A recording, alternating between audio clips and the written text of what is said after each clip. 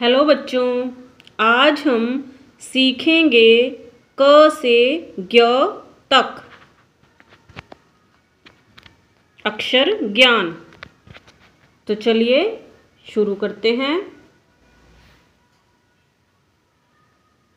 क से कबूतर, ख से खरगोश, ग से गमला, घ से घर, अण खाली, च से चम्मच, छ से छाता, ज से जहाज, झ से झंडा, अन खाली, ट से टमाटर, ठ से ठठेरा, ड से डमरू, ढ से ढक्कन, अण खाली, त से तरबूज, थ से थर्मस, द से दवात, ध से धनुष, न से नल, प से पतंग,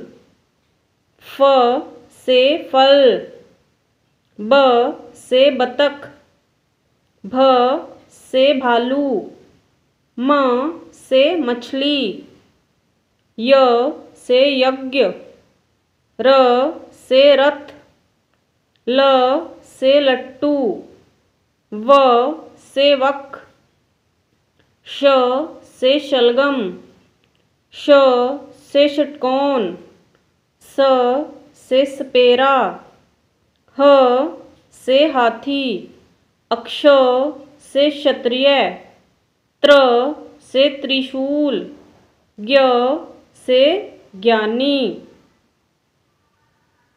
तो बच्चों, ये था हमारा क से ज्ञ तक अक्षर ज्ञान। तो चलिए फिर मिलते हैं हमारी नेक्स्ट वीडियो में। Thanks for watching.